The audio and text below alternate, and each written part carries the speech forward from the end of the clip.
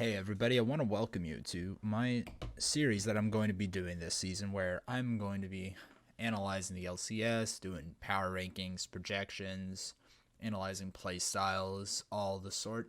And today I'm going to start out by going over the LCS lock-in, which as of recording it is 2:30. It is going to be going on in just a few hours.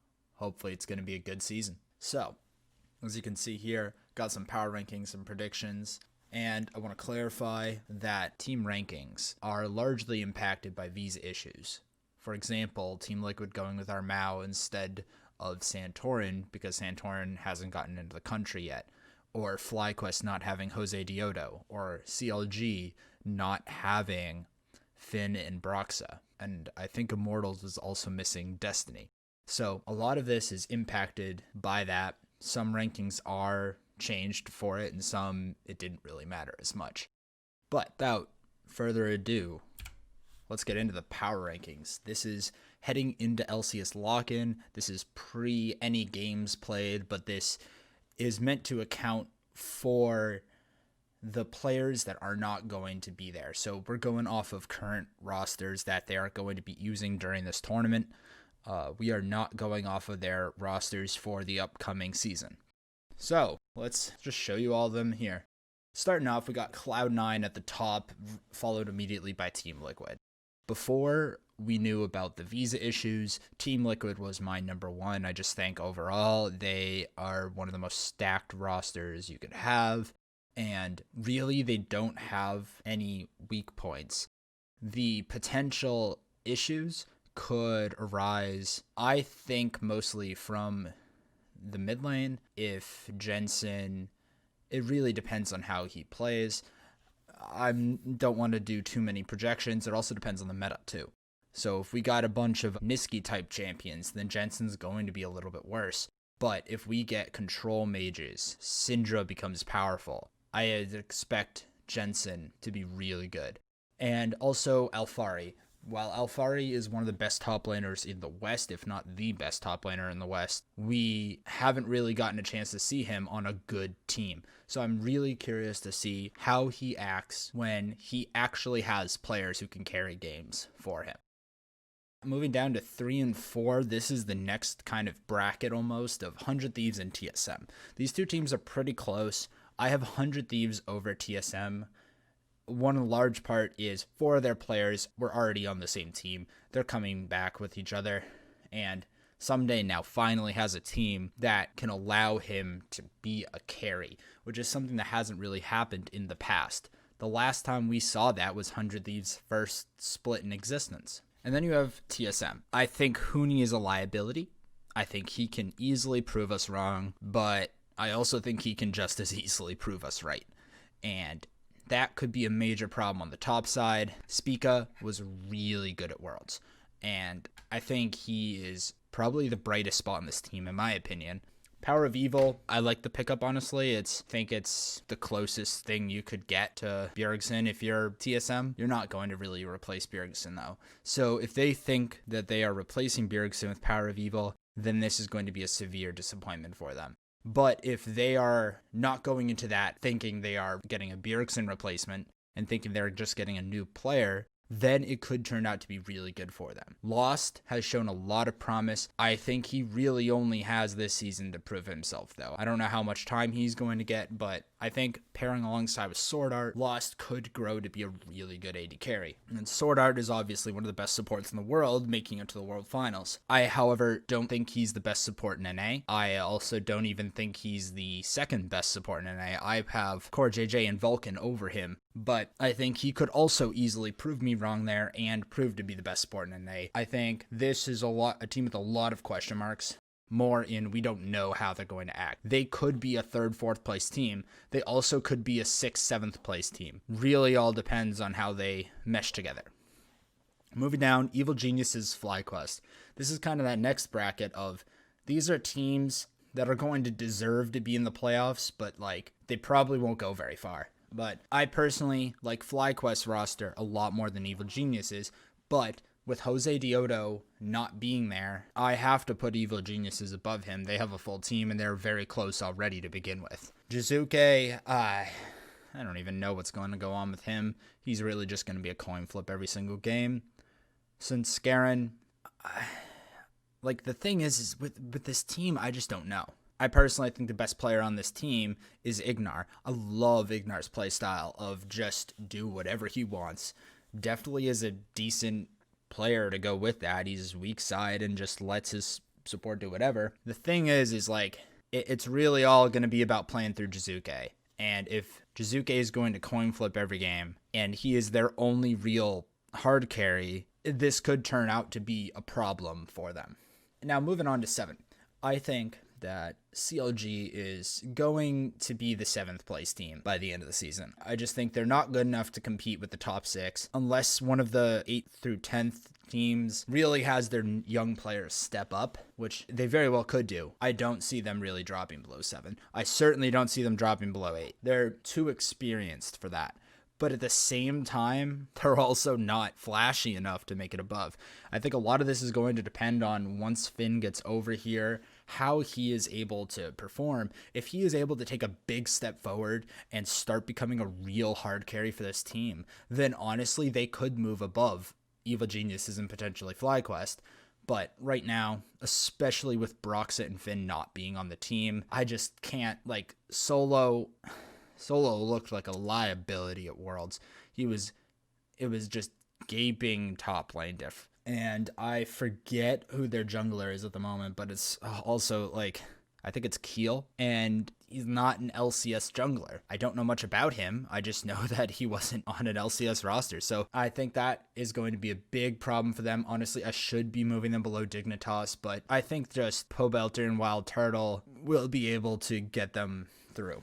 Then moving down to the bottom 3, these are probably the teams that everyone is going to have in different rankings orders. Currently, I have Dignitas where they are because they got Aphromoo and Dardoch. And I really don't like Soligo. I'm a big 100 Thieves guy. I really don't think Soligo is that good. He and Ablaze Olive are probably the worst mid laners, and Ablaze Olive just has a much more likely time to pass him. And Fake God, I actually don't hate really. Like I said, 100 Thieves guy. I think Fake God did good things for us when he stepped up when we had to take Someday off the active roster for import slot reasons. I think Fake God could actually be pretty good. He needs to develop a little bit more, but I don't mind him that much. And then Neo, I haven't seen much of him, but through watching other people analyze him like I Will Dominate, he could turn out to be pretty good. So I think this team has some bright spots. I think their big weakness is in the mid lane, though. They possibly have the worst mid laner. Moving on to number 9, Immortals. Insanity and Raze are really the 2 players that have promise. Like Revenge, I have no idea. I literally just don't know. I am not a big guy on Xerxes. I think he's washed. I think he was a big problem with Origin. And Destiny also I don't think is very good. Anyways, moving on, Golden Guardians, they got a bunch of young players. They have Stixxay. This team really, it all depends on if we're getting early CLG Stixxay or late CLG Stixxay. If Stixxay plays like he did when he entered the league, the team could move up a couple spots. I think this team has a lot of inexperience on it, and it could be big problems for them. I also am not a huge fan of the newbie pickup. He's not really that young and wasn't that good in Latin America from the stats I was looking at, but really I didn't scout him, so I'm not sure. So he could turn out to be pretty good. Anyways, with the team rankings covered, let's move on into the week 1 predictions. This is days 1 through 3 of group stage. The teams that win will be highlighted in green. The teams that lose will be black. And also it will say 1 next to the teams that win and 0 next to the teams that lose. So without further ado, moving on to day 1. First match of the game, 100 Thieves over TSM. I just think they're a better team right now. I don't really see TSM getting it over 100 Thieves. I think 100 Thieves, especially early on, is going to have a big bonus from the fact 4 of the players have played on the same team for a year now at least. And then I just think Someday is going to just gap Hooney in the top lane. I don't think that's going to be close, and I don't think any player on TSM is really going to be able to match the 100 Thieves guys. I'm expecting Sword Art to get picked a lot in this game, and I'm expecting 1 or 2 Hooney solo deaths pre 20 minutes up in the top lane to Someday. Next, moving on, you got Team Liquid. Even though they got Armao in the jungle, CLG has an arguably worse jungler, or at least less experienced. Yeah, I think Team Liquid's going to get this win.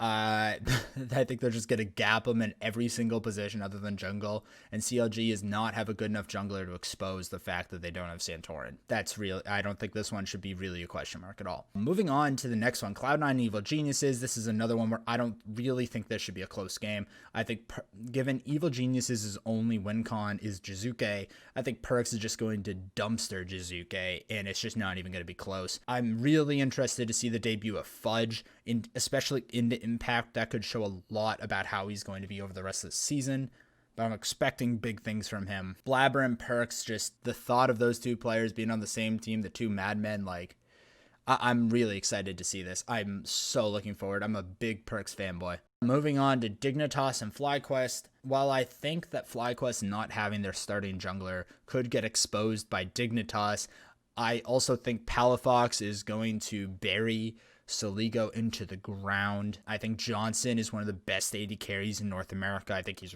really underrated, and I think that his last split being a bit lackluster at times compared to his first one, I think that really dampened a lot of people's expectations of him, and I don't know, I see him as a great player. Yeah, I just think this team is going to be really, really strong, especially once they get Jose Diota back.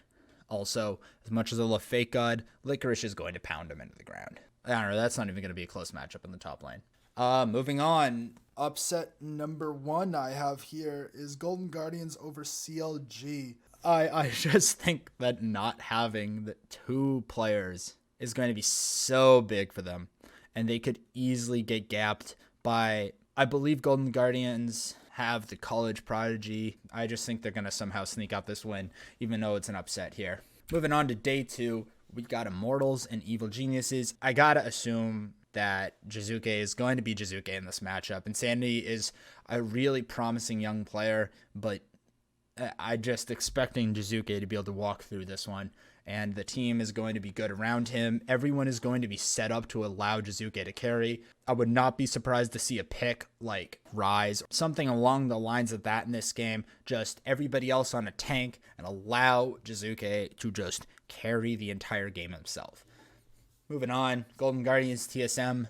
Yeah, I just think this team is has too many veterans in it to lose this game. I don't think it's going to be really close.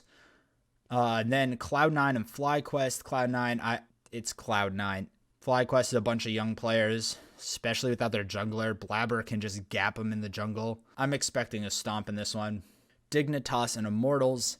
I think Dardoch over Xerxes is going to be a big factor in this game. I think Immortals does have a way to win, and if they do win, it's because Insanity dumpstered Soligo. I'm expecting Insanity to beat Soligo, but I don't know by how much. And if it's by a large enough margin, they could very well beat Dignitas. Moving on, CLG 100 Thieves. They don't have their top laner, and they don't have their jungler. Like I said in the previous one, 100 Thieves just going to gap him. Some days going to plow over him. Closer is just going to plow through the jungle. Like this really isn't going to be close either. So yeah, moving on to day 3 here. We got Immortals and Cloud9. I'm not even going to cover that one. It's going to be one-sided. Team Liquid and 100 Thieves. I think 100 Thieves is going to get the dub, and I understand this might be controversial and hot take, but here is why. I think Closer is going to absolutely gap Armao in the jungle. I think while Fudge is a very promising young player, Someday is too good and too experienced to just lose the lane. So I think Someday will win against Fudge. I think Closer will dumpster Armao. I think the bot lanes are actually very close in overall skill and synergy. Core JJ is the reason that bot lane is just significantly better. But I think overall it's a very close bot lane. And while Jensen is significantly better than DeMonte, I think DeMonte adds in the extra factor of playing around his team. So because Closer is going to dumpster the jungle, I think DeMonte is going to be able to enable him to do that even harder. And I would not be surprised to see Closer and Someday two-man carry this game. Moving on, we got Evil Geniuses and Dignitas. This is going to be mid-diff. That's really all I can say here. Soligo is just going to get dumpstered by EG. I think a lot of this is if Jizuke is competition, I'm not expecting him to do well. And if Jizuke does not have competition in the mid lane, I will expect him to dumpster. Moving on, CLG and TSM. I think this is got to be like the one game where Huni pops off this tournament. Huni is going to probably annihilate Solo. And now that I'm saying that, I'm doubting it. But you know what? It's Huni. He could. I'm expecting like 1 or 2 games this tournament of him just dumpstering somebody. So I'm going to go with this one. I think Spica is going to be a big presence in this game. Also, Power of Evil should win mid lane. And Sword Art is just so much better than Smoothie. I just think this is going to be a one-sided game, and I don't think it's going to be all that close. Moving on to Golden Guardians and Team Liquid. Like, come on. I don't see how Golden Guardians really has a chance here unless Iconic pops off. If Iconic pops off this game, then, like, maybe. But, like, Team Liquid, just the rest of their roster is just too strong to let one area get gapped. Anyways, so those are the first 3 days. That is the first week of lock-in group stage. And I want to go over day 4 groups and overall groups results. I wanted to just add in a special note here. This is assuming that all people are currently projected to miss week 1 will also miss day 4 of groups. So all the people who had visa issues in days 1 through 3, I am just, for the record here, assuming they will miss it. Players like Santorin will probably be back, but Finn, Broxa, Jose Diodo, Destiny really don't know when they're going to be back here, so we will see, and I will be doing another one of these before day 4 anyway, so we'll know more by the time I do that. Anyways, day 4, here we go. Cloud9 over Dignitas. Like, again, Cloud9 should be 4-0ing this group. They really should. It's not close. Team Liquid would be 4-0ing if they had Santorin for the first time against 100 Thieves. And speaking of 4-0, 100 Thieves is going to 4-0 this tournament, or this group stage at least. By just beating Golden Guardians, I just don't think Golden Guardians stands much of a chance. Evil Geniuses over FlyQuest. This is coming down purely to Jose Diodo not being there. If Jose Diodo is in North America, FlyQuest should win this game. But I am going to assume that Sven Skaren can absolutely annihilate the Academy jungler for the other side and allow Jizuke to pop off. Now, Team Liquid over TSM. This one was hard especially because I think that Santorin will be back. So first off, if Santorin's back, Team Liquid wins this game. But I think that even under the assumption of Armao being their jungler, Spica could easily gap Armao. But Alfari should be dumpstering Huni in the top lane. Jensen and PoE will be a close matchup in the mid lane. And it's really going to be a bot gap. Tactical and Core JJ, my mind, both of them better than their TSM counterparts in Lost and Sword Art. I just think it's going to be bot diff this game, and bot diff is going to matter way more than the jungle diff. Moving on, Immortals and FlyQuest, I think Palafox and Johnson are really going to be able to carry here. I think also Licorice is going to plow Revenge into the ground. And I'm not really expecting this to be all that close. This is one of those games that I think is just going to get one-sided early, and it's just going to continue and snowball. So with that being said, group results. The teams that are highlighted in green are the teams that are moving on to the playoffs. So I have 0-4 CLG and 0-4 Immortals not making it through. The rest of them, you have 100 Thieves at 4-0. They upset Team Liquid by exposing the jungle. Team Liquid at 3-1. They're close but not far behind from 100 Thieves. TSM 2-2. They beat the teams below, lost the teams above. That's just what they do there. Golden Guardians 1-3, just beating out CLG. You got the same exact records on the other side. I understand that the likelihood that all of these are the same records is probably low, but I just have to go with the projections here. Cloud9 4-0, Evil Geniuses 3-1, FlyQuest 2-2, Dignitas 1-3, Immortals 0-4. And Immortals misses the playoffs for this, the actual bracket, because they go 0-4. So, with all that being said, I'm very excited to see this tournament coming up. I think it's going to be a very, very good one. I am so much looking forward to seeing, especially 100 Thieves, but all the teams play. I'm really looking forward also to seeing Perks absolutely dumpster North America. I think Perks and 100 Thieves are the two things that I'm most excited to see. Once Team Liquid gets all their players, going to be very excited to see them too. I think this is going to be a hell of a tournament. Catch you guys in the next one.